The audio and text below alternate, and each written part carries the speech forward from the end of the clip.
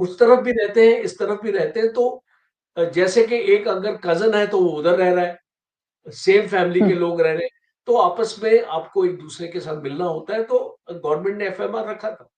अब इस एफएमआर का नाजायज़ फ़ायदा उठाया गया इन लोगों को, क्योंकि इन लोगों ने ड्रग स्मगलिंग करी और सबसे इम्पोर्टेंट है हथियारों की स्मगलिंग, कि पूरी सिविल सोसाइटी, इसमें मैं कोई एक कौम का नाम नहीं लूँगा, पूरी सिविल सोसाइटी के पास आज हथियार है।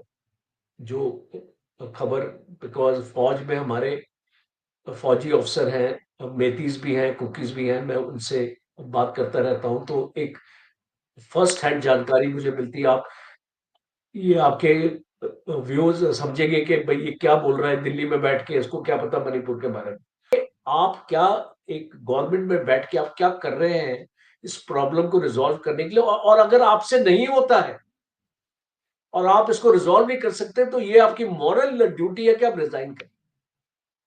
डिज़ाइन कर दें। हेलो माय ब्यूटीफुल व्यूअर्स, अस्सलाम वालेकुम, नमस्ते, सत श्री अकाल, खुशामदीद। आप सभी का चैनल पर बहुत स्वागत है। उम्मीद है दुआ है कि सब लोग खैर खैरियत से होंगे। और आज जैसे कि आप देख रहे हैं, हमारे साथ जुड़े हैं आज मेजर जनरल डॉक्टर राजन कोचर। सर, आपका बहुत-बहुत स्वागत है। बहुत शुक्रिया, आपने वक़्त निकाला और आज हमारे साथ आप जुड़े हैं। Thank you so much sir. शुक्रिया, शुक्रिया यास्मीन, बहुत अच्छा लगता है आपके प्रोग्राम में आना और जो अपना पर्सपेक्टिव आपके व्यूअर्स के सामने रहे।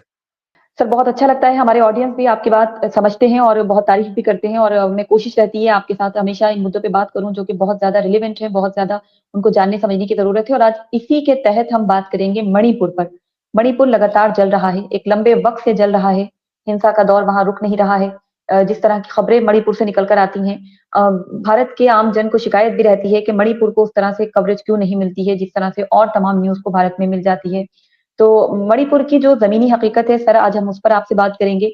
क्या जो खबर आ रही है, जो बातें की जा रही हैं, अपने-अपने यूट्यूबर्स के हवाले से भी बहुत सारी चीज़ें आ रही हैं कि मणिपुर में प्रेज़िडेंट रूल रख सकता है। मणिपुर और मिज़ोरम के बीच में भी अब तल्ख़ी की खबरें सामने आ रही हैं उनके चीफ़ मिनिस्टर के बीच में। तो ये सारा हंगामा जो है सर, हिंसा का दौर जो है वो अब राजनीतिक परिप्रेक्ष्य से भी जिस तरह से रुख बदल रहा है वहाँ चीज़ों का, क्या कहेंगे सर, मणिपुर में क्या चल रहा है? यास्मीन, ये काफ़ी हम देर से ये मणिपुर में जो सिचुएशन है, हम दिल्ली में बैठ के या आप जहाँ पे आप बैठे हैं और आपके व्यूअर्स भी अलग जगह बैठे हैं भारत के हिस्सों में, हम ये देख रहे हैं कि एक स्टेबिलिटी नहीं आ रही।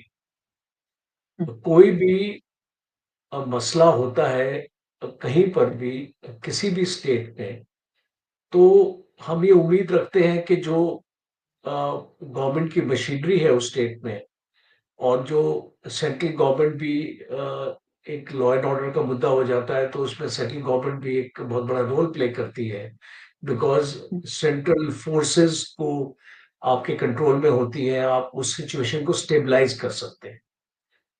अब अनफॉर्च्युनेटली मणिपुर का ये स्टेबिलिटी हम नहीं देख पा रहे, और हुँ, इसके रीज़न्स क्या हैं? अभी क्योंकि हम सब इतने चैनल देखते हैं, और कोई चैनल ऐसे होते हैं जो एक अपना एजेंडा अपना सामने लेके आते हैं, और वो सच्चाई नहीं बयान करते हैं, तो आपका एक ऐसा प्लेटफॉर्म है, मुझे लगता है कि जिसमें व्यूअर्स को सच्चाई जानने की जरूरत है, और बिल्कुल, ग्राउंड रियलिटीज वहां की क्या है, हुँ, गवर्नमेंट की क्या मजबूरी है कि वो अभी तक हरकत में नहीं आ पाई, और फॉल्ट लाइंस क्या है वहां पे, और ये फॉल्ट लाइंस को हम कैसे दूर कर सकते हैं, हुँ, बिकॉज हम इसके ऊपर डिस्कशन करते रहेंगे, करते रहेंगे, करते रहेंगे, पर अगर उसका नतीजा नहीं निकल रहा है, तो हमारे व्यूज को एक जानने की इच्छा होगी कि ये प्रॉब्लम क्यों नहीं सॉल्व हो रही। बिल्कुल, आप जानते हैं कि मई लास्ट ईयर से, आई थिंक 3 मई वो डेट थी जब वो हाई कोर्ट की जजमेंट आई थी, और उसके बाद से अभी हम दिसंबर में पहुंच गए हैं, तो तकरीबन 1.5 साल से ऊपर हो चुका है, और हम अभी भी मणिपुर में हिंसा देख रहे हैं, एक इंस्टेबिलिटी देख रहे हैं, एक नफरत देख रहे हैं लोगों में, जो पहले एक बहुत ही अच्छी तरीके से रहते थे, पर अभी बाद में जो भी मनमुटाव आया है, और जो जो इस तरीके का अ, जो सिचुएशन आपकी डेवलप हो रही है, तो सबसे हुँ, पहले कुछ फॉल्ट लाइंस की बात करते हैं, फिर कुछ रीजंस की बात करते हैं कि मेन मुद्दा क्या है इस प्रॉब्लम का, वो वो जानकारी होनी जरूरी है, और हुँ, लास्ट में बात करते हैं कि हम इस प्रॉब्लम को सुलझा कैसे पाए। तो बिल्कुल। सबसे पहले आप फॉल्ट लाइन जो है मणिपुर में ब्रिटिशर्स ने क्रिएट करी। शुरू से ही अगर आप 1850 से 1930 या 1940 का अगर आप पीरियड अपना देखें, तो मणिपुर की हिस्ट्री आपको बताती है कि बेसिकली ये जो ज्योग्राफिकल, जिस तरीके से मणिपुर उस ज्योग्राफी है मणिपुर की, 10% जो लैंड है वो आपका वैली है, हुँ, 90% आपके हिल्स है। हुँ, अब जो वैली में रहते थे वो शुरू से ही मैती, जो आपके हिंदू ओरिजिन के लोग हैं, वो वैली में रहते थे। और जो आपके ट्राइब्स हैं, जैसे नागाज हो गए, कुकीज हो गए, मणिपुर में 34 ट्राइब्स हैं। और अगर हम खाली नागा और कुकीज की बात करें तो वो सही नहीं होगा, बिकॉज इनमें भी नागाज के अंदर भी बहुत सारे ट्राइब्स, कुकीज के अंदर भी बहुत सारे ट्राइब्स। तो हुँ, ये जंगलों में रहते थे। तो इसको ब्रिटिशर्स, अब जंगलों में क्या है कि आप कोई भी नॉर्थ ईस्टर्न स्टेट में जाइए, आप उसको एनालाइज कीजिए, एक नॉर्थ ईस्टर्न स्टेट की मेजर इकोनॉमी कहाँ से है। आप टी प्लांटेशन अपना देखेंगे, आपने असम टी के बारे में आपने सुना है, दार्जिलिंग टी के बारे में आपने सुना है, और ये वर्ल्ड में फेमस है। इस टाइप की जो चाय अलग अलग, क्योंकि क्लाइमेटिकली ये जो जगह है वो ये सूट करते हैं टी प्लांटेशन। तो हुँ, क्या हुआ कि ये दो कम्युनिटीज हैं, एक तो आपकी ट्राइब्स एरिया थी और एक आपकी ये एरिया थी। तो ब्रिटिशर्स ने एक रिलीजियस डिवाइड क्रिएट करने की कोशिश करी। हुँ, ब्रिटिशर्स ने क्या किया कि मिशनरीज को भेजा यहाँ पे,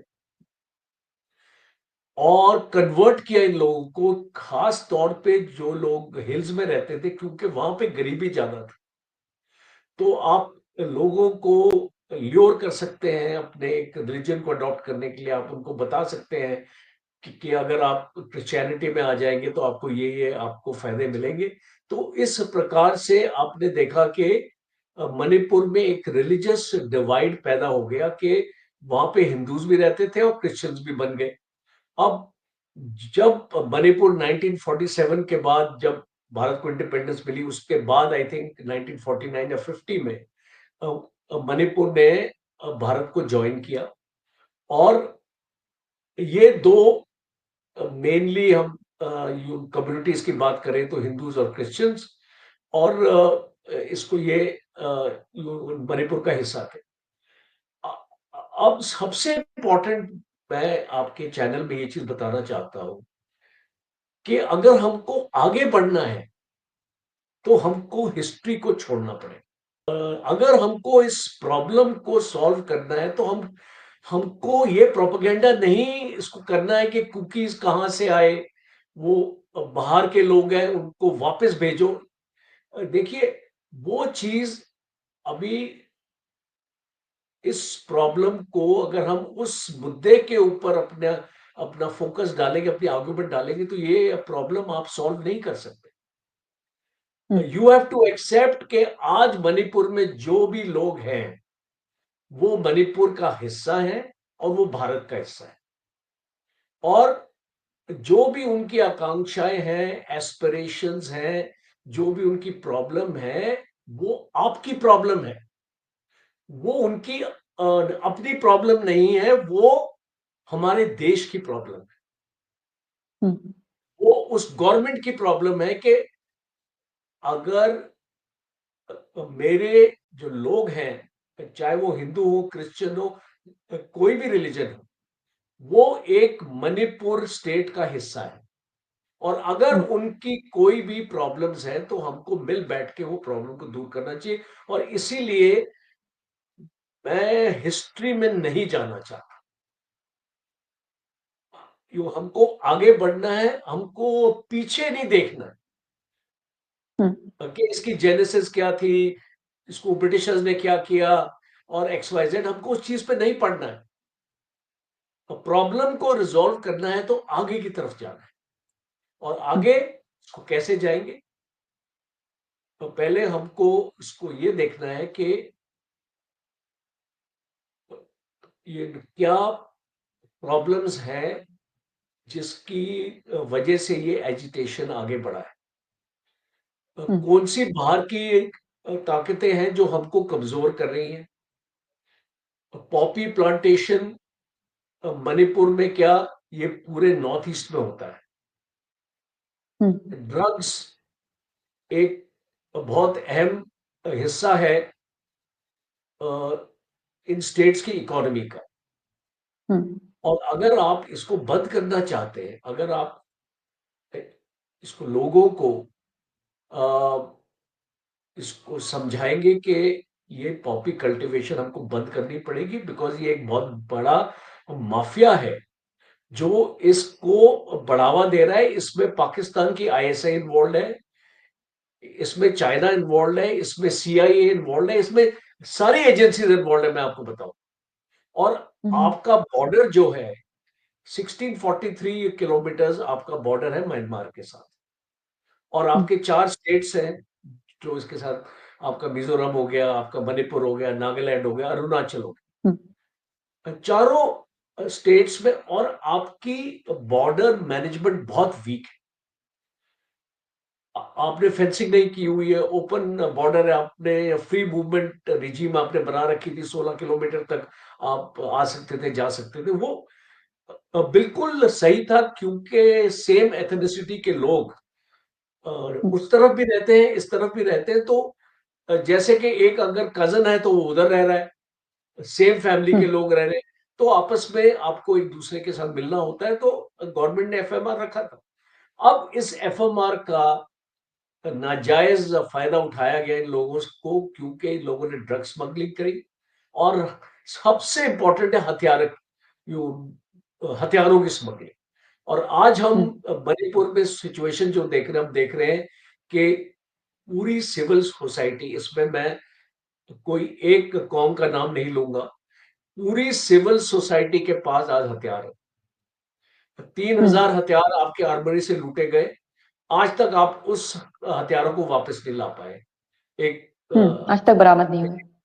स्मॉल परसेंटेज में आपने रिकवर किए हैं, आपकी आपकी मेजर 80% आपने रिकवर नहीं किए। हुँ, और आज गांव में आप जाइए, जो खबर, बिकॉज फौज में हमारे फौजी अफसर हैं, मेथीज भी हैं, कुकीज भी हैं, मैं उनसे बात करता रहता हूं, तो एक फर्स्ट हैंड जानकारी मुझे मिलती है। आप ये आपके व्यूज समझेंगे कि भाई ये क्या बोल रहा है दिल्ली में बैठ के, इसको क्या पता मणिपुर के बारे में। तो जानकारी मैं रखता हूं। और मैं आपके चैनल पे गुजारिश करना चाहता हूं लोगों से, मणिपुर के लोगों से, कि जो भी आपके आपस में जो भी आपके डिफरेंसेस हैं, कब तक आप एक दूसरे के साथ लड़ते रहे?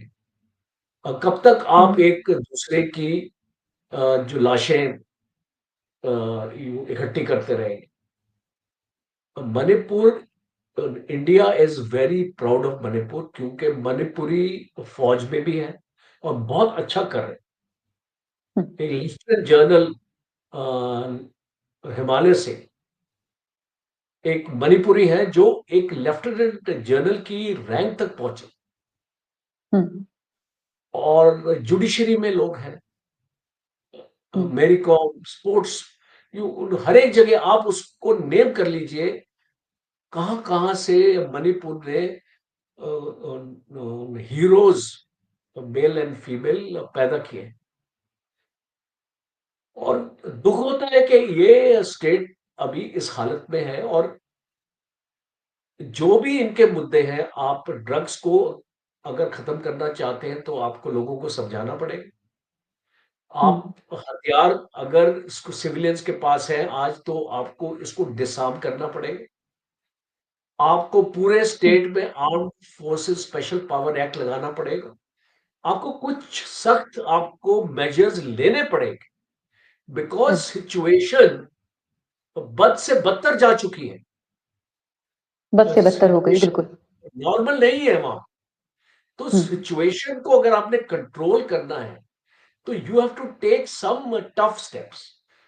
हम इसको बात करते हैं कि इस इसको बीरेन सिंह को निकाल दो, आई मीन उसको प्रेसिडेंट रूल डाल दो। तो पॉइंट ये नहीं है कि प्रेसिडेंट्स रूल लाना ना लाना या इस गवर्नमेंट की नाकामी। प्रॉब्लम ये है कि आप क्या, एक गवर्नमेंट में बैठ के आप क्या कर रहे हैं इस प्रॉब्लम को रिजॉल्व करने के लिए, और अगर आपसे नहीं होता है और आप इसको रिजॉल्व नहीं कर सकते, तो ये आपकी मॉरल ड्यूटी है कि आप रिजाइन करें। रिज़ाइन कर दें। हुँ, हाँ, ये आपकी मॉरल ड्यूटी है। इसको let there be a president's rule till such time next elections are announced. Exactly sir, stable बिल्कुल क्योंकि सख्त कदम तो उठाना पड़ेंगे अगर सिचुएशन को चेंज करना है। लेकिन सर एक बात की स्टेबल। हैरानी होती है, एक बात की हैरानी होती है सर, जम्मू कश्मीर जैसा एक कॉम्प्लेक्स स्टेट जहाँ पर इतनी ज़्यादा खबरें निकल कर आती थी, जो हालात वहाँ के थे वो बदतरीन थे और बहुत कुछ हमने वहाँ देखा, तो वहाँ पर रातों-रात 370 हटा दिया जाता है, वहाँ पर इलेक्शन करा दिए जाते हैं, वहाँ पर एकदम से नॉर्मल्सी हो गई है, लोग आगे बढ़ रहे हैं, अपने कारोबार का सोच रहे हैं, सब कुछ अ, जो पहले हालात थे और आज देखें तो वो एकदम से 180 डिग्री का चेंज आ चुका है वहाँ पर। मणिपुर में काबू क्यों नहीं पाया जा रहा है? आप कि अगर हम शब्दों का भी देखें तो हम हिस्ट्री को ठीक है, हम हिस्ट्री से इतिहास को हम साथ लेकर नहीं चल सकते, इतिहास को बदला भी नहीं जा सकता, लेकिन इतिहास से सीखा जा सकता है, इतिहास से समझा जा सकता है चीज़ों को और जैसे आपने वहाँ की ज्योग्राफी की बात की, वहाँ की एथनिसिटी की बात की, कुकी और मेती के विवाद की बात की, तो सर सारी चीज़ें तो सामने हैं, तो फिर क्या चीज़ हमारे सामने नहीं है जिसको काबू नहीं पाया जा रहा है? देखिए हमारे सामने, देखिए आपको पहले तो बेशक आपकी अपनी वहां पे गवर्नमेंट है, बीजेपी की डबल इंजन की सरकार है, तो आपके पास इतना दम होना चाहिए, मुद्दा होना चाहिए कि अगर आपकी सरकार नाकाम है। अब मैं एक क्वेश्चन डालता हूं, अगर वहां पे कांग्रेस की सरकार होती तो क्या एक्शन होता अभी तक? हुँ, सोचने वाली बात है। अगर एक ऑपोजिशन की वहां पे सरकार होती तो अभी तक आप सेंटर में बैठ के उस कांग्रेस के चीफ मिनिस्टर का हाथ नहीं पकड़ रहे होते। जैसे कि आप एक अपने बीजेपी का चीफ मिनिस्टर का हाथ आपने पकड़ा हुआ है, और आपने उसको कितने चांसेस दिए और वो फेल होता गया। हुँ, तो इसीलिए ये बहुत इंपॉर्टेंट है कि आपको पार्टी से बाहर आना है। हुँ, पार्टी पॉलिटिक्स से आपको बाहर आना है, देश का सोचना है, स्टेट देश का का सोचना। सोचना है। ये अभी जो मणिपुर है, वो नागालैंड को अफेक्ट कर रहा है, हुँ, मिजोरम को अफेक्ट कर रहा है। हुँ, आपने मिजोरम के चीफ मिनिस्टर की स्टेटमेंट आपने सुन ली, ऐसी वो जुर्रत नहीं कर सकता था अगर ये हुँ, सिचुएशन ऐसी ना होती। आपने नागालैंड में एनएससीएन के जो मूवा ग्रुप है, अभी ऑल ऑफ अ सडन वो अभी खड़ा हो गया कि हम जो हमने पीस एग्रीमेंट किया है जो सेंट्रल गवर्नमेंट से, हम उसको तोड़ना चाहते हैं। हुँ, सी, आप एक ऐसी सिचुएशन क्रिएट कर रहे हैं जो 20 साल पहले हमको ले जाएगा। जहाँ पे इंसर्जेंसीज होती थी इन स्टेट्स में। आप जानते हैं कि पूरा नॉर्थ ईस्ट में आपको असम को ले लो, अल्फा था, सुल्फा आया, इतने हुँ, सारी इंसर्जेंट ग्रुप्स आए। आपने इनके साथ समझौता किया ना, और आप इनको टेबल पे लेके आए, आपने एग्रीमेंट किया, आपने शांति की, और आपने इनको उसको बोला कि हथियार नहीं उठाएंगे। आज जब मणिपुर के लोग उठा रहे, आप इस कुकी का नाम ले लीजिए, कुकी मिलिटेंट ग्रुप, और एक मैथी का भी ग्रुप है अभी रिसेंटली जो अभी अटैक हुआ है, तो असम राइफल्स के ऊपर भी किया था। तो ये ग्रुप्स को आप डिसआर्म क्यों नहीं कर रहे? हुँ, बहुत और बड़ा सवाल है। विलेजेस में डिफेंसेस बने हुए हैं, मोर्चे बने हुए हैं। हुँ, वहां पे आप जाएंगे, आपके ऊपर फायरिंग होगी, और आधुनिक से आधुनिक हथियार है इनके पास, MI16 कार्बाइन्स और राइफल्स, स्नाइपर गन्स, ड्रोन्स। पहली बार हम सुन रहे हैं कि इनके पास ड्रोन्स हैं जो हुँ, एक एक्सप्लोसिव्स के साथ, जो ये सर्वेलेंस के ड्रोन्स नहीं है ये, these are offensive action drones, जिनके ऊपर आप आर्मामेंट फिट कर सकते हो, आप उसमें एक्सप्लोसिव्स, हाई एक्सप्लोसिव्स फिट कर सकते हो, और हमने इसका नमूना भी देखा। हुँ, तो जब आप जानते हैं कि सिचुएशन इतनी आपकी खराब है, तो वहां पे फौज क्यों नहीं आ रही है? क्यों नहीं आ रही? आप arm forces special power act वहां पे क्यों नहीं आ रहा है? आप कौन से मिरेकल का या कौन सी घड़ी का वेट कर रहे हैं कि ये सिचुएशन को स्टेबलाइज करने के लिए? इसीलिए मैं ये बार बार ये इसको पॉइंट देता हूं। आपके प्राइम मिनिस्टर एक बार भी वहां तक गए नहीं है। कहीं पर भी बाढ़ होती है या ऐसी कोई जो सिचुएशन होती है, हमारे प्राइम मिनिस्टर पहुंचते हैं हर एक जगह। तो मणिपुर में क्यों नहीं पहुंचे? क्योंकि मणिपुर के लोग ये पूछ रहे हैं, मैं नहीं पूछ रहा हूँ। हुँ, मणिपुर मुझे के लोग ज्यादा पूछते हैं, बिल्कुल। पड़ता है इसको, मणिपुर के लोग बोल रहे हैं, और सुना है मैंने उनको बोलते हुए, इतने सारे इंटरव्यू मैंने सुने उनके।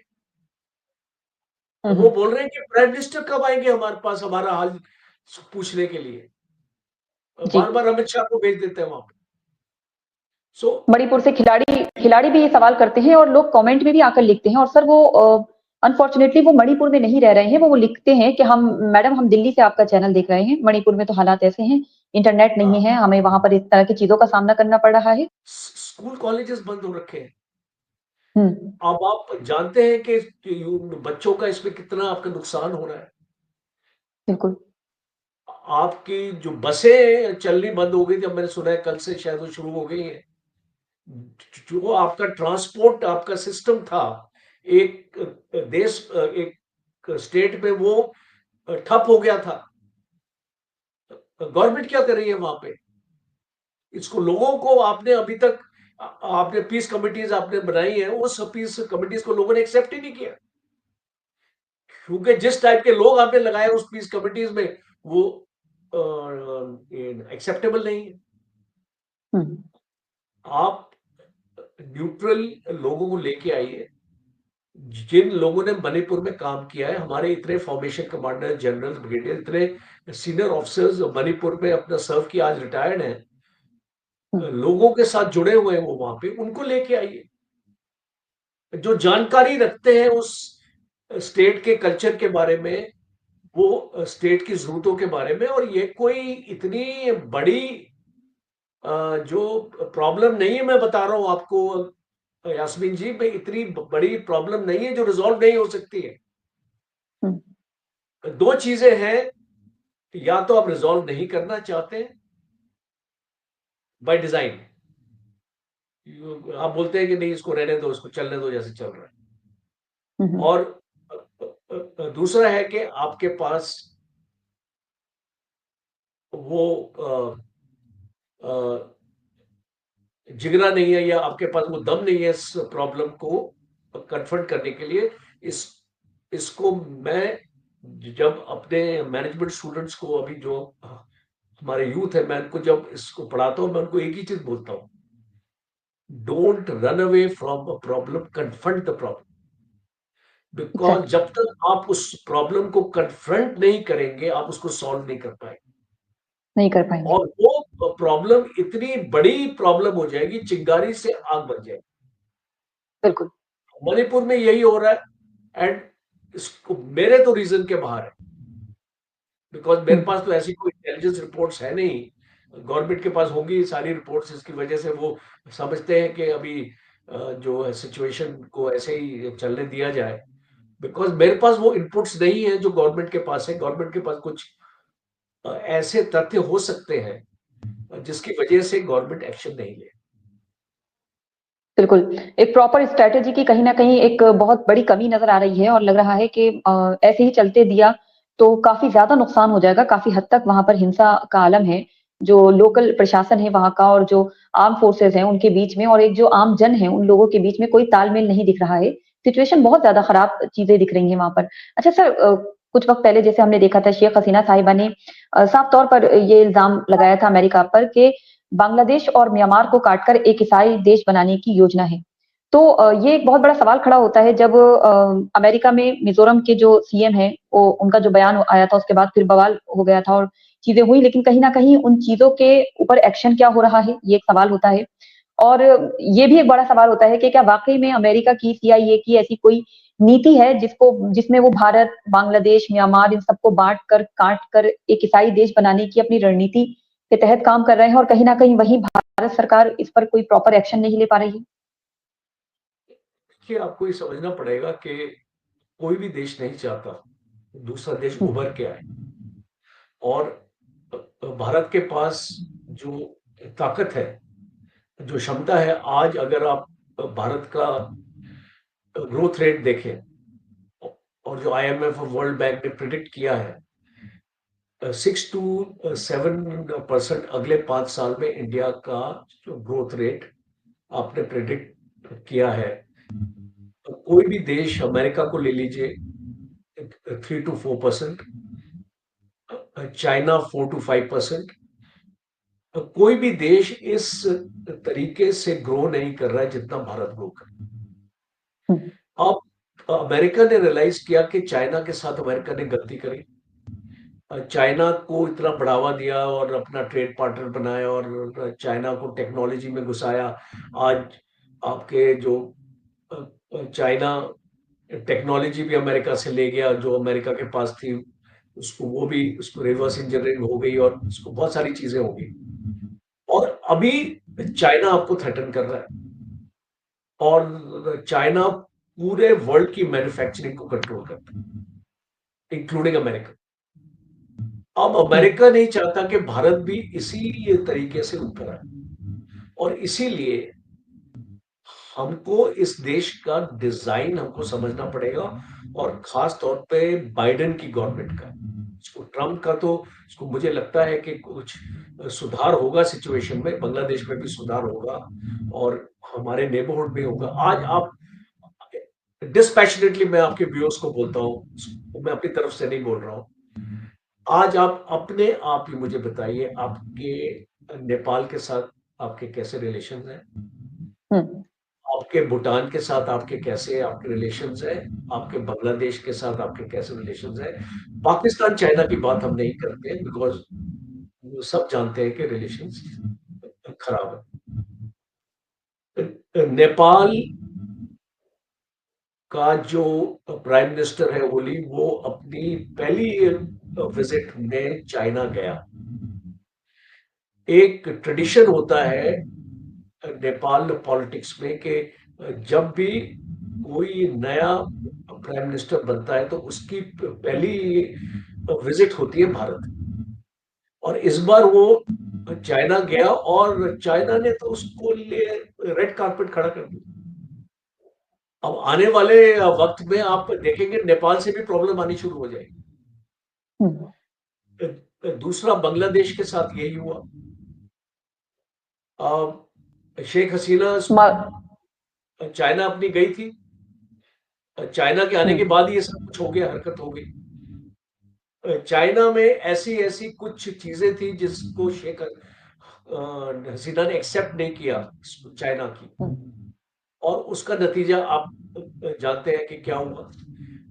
अमेरिका ने भी कुछ रिक्वेस्ट किया था इनको, और जो ये जो आइलैंड है, इस क्या नाम है, जी, अ, जो उनका ध्यान से जो नाम भूल आइलैंड, गया। हाँ, मुझे भी नाम नहीं याद आ रहा ऑल ऑफ अ सडन। तो वो भी आपके जो अगेंस्ट वो इस वो बांग्लादेश ने वो चीज की मानी नहीं। और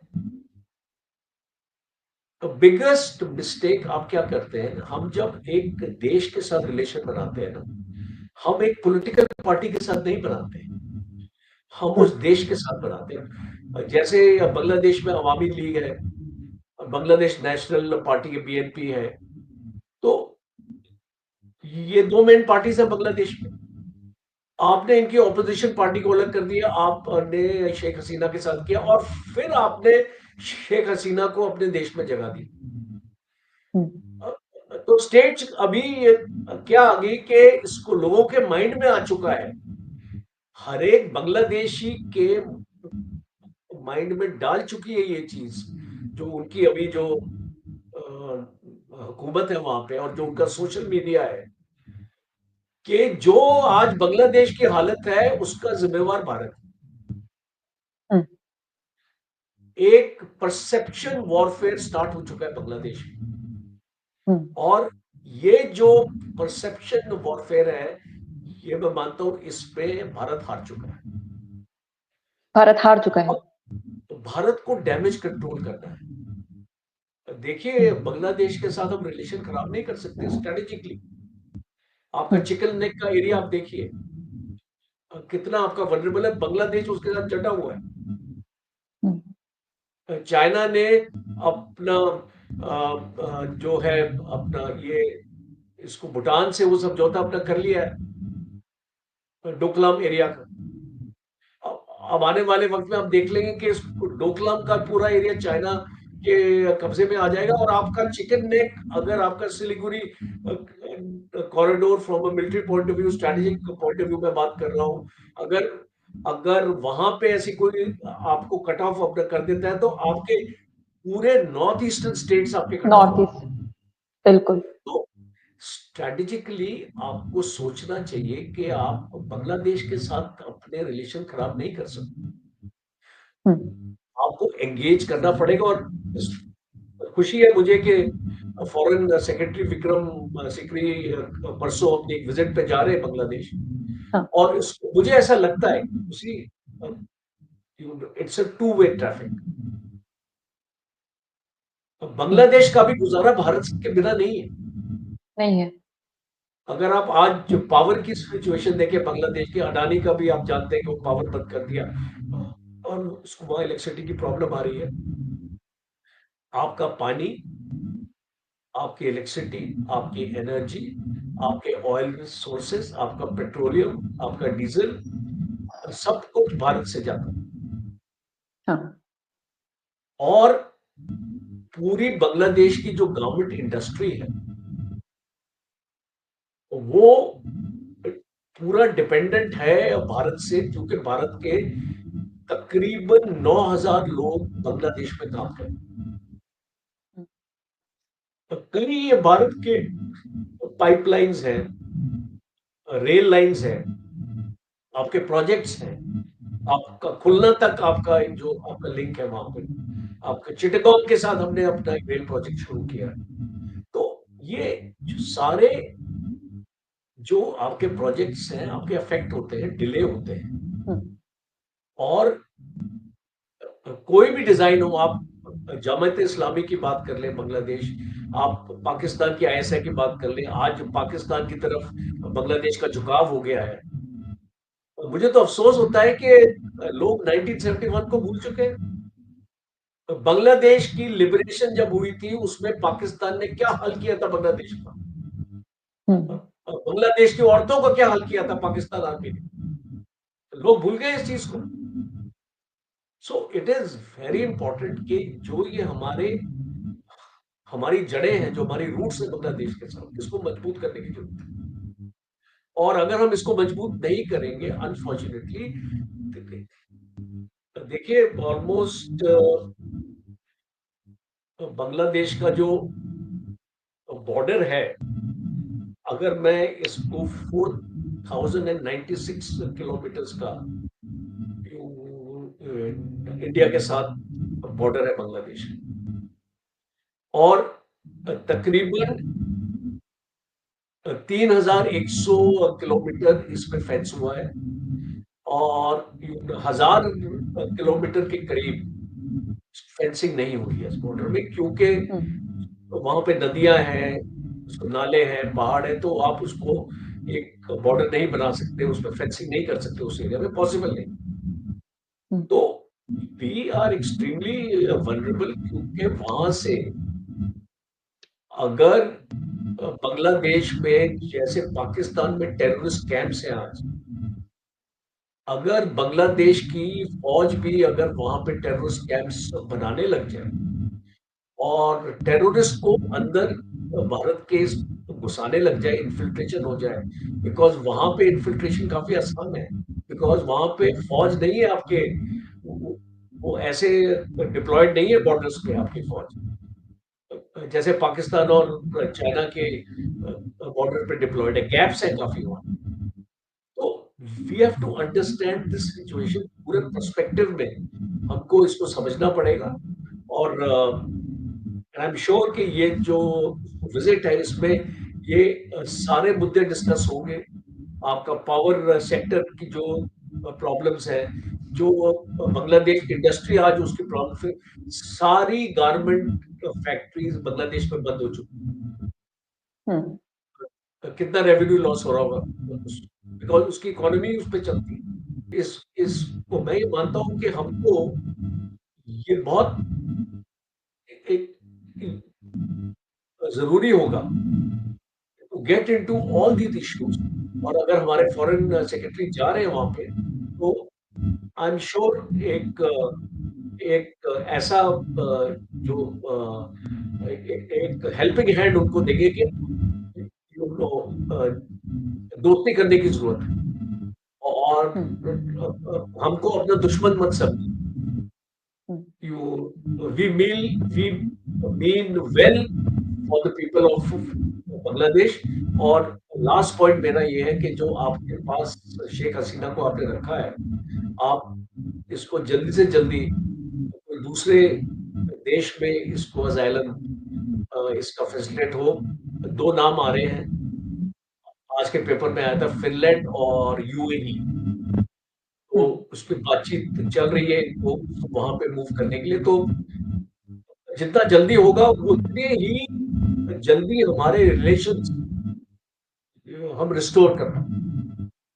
बिल्कुल, बिल्कुल सही कहा। तो सर बहुत शुक्रिया आपका कि इस पूरे मुद्दे पर आपने हमारे सामने ये तमाम जानकारी रखी है, और जैसे कि आपने कहा भी कि देखते हैं कि भारत और बांग्लादेश के बीच में जो तलखी आ चुकी है उसमें कहाँ तक सुधार होता है। और ऐसे ही American diplomat mister Donald Lu वो भी भारत के दौरे पर है, तो ये भी बहुत सारी चीजें हैं। अब चूंकि वक्त ज्यादा हो गया है तो डिस्कशन को यहीं रोकते हैं, लेकिन तमाम चीजों में ये हमें समझना होगा कि नॉर्थ ईस्ट पर किस तरह से खतरा मंडरा रहा है। जो सर ने बात की है चिकन नेक कॉरिडोर की, वो हमारे लिए कितना मायने रखता है, और मणिपुर के रास्ते ही नहीं पूरे नॉर्थ ईस्ट पर ये खतरा जो है वो चिकन नेक कॉरिडोर पर भी, जैसे अभी खबर आई थी कि टर्किश ड्रोन वहां पर डिप्लॉय किए गए हैं बांग्लादेश के द्वारा। इस तरह की तमाम मीडिया रिपोर्ट्स के हवाले से चीजें भी आ रही हैं सामने।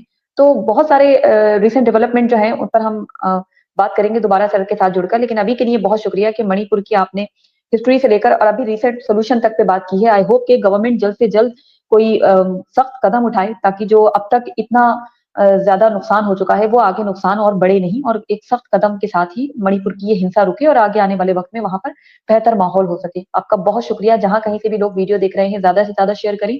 मणिपुर से बहुत सारे लोग वीडियो देखते हैं और मुझे कमेंट करके जाते हैं, लेकिन अनफॉर्चुनेटली वो कहते हैं कि हम मणिपुर में नहीं है, हम दीदी हम दिल्ली में है, कोई कहता है हम कहीं और हैं। तो ये मुझे बड़ा अफसोस लगता है। आई होप कि आपके जमीनी हालात जो है वो बेहतर हों, और हम उसके साथ भी हम डिस्कशन करें राजन कौशंकर सर के साथ। तो आपका बहुत शुक्रिया सर। जय हिंद। Thank you. जय हिंद।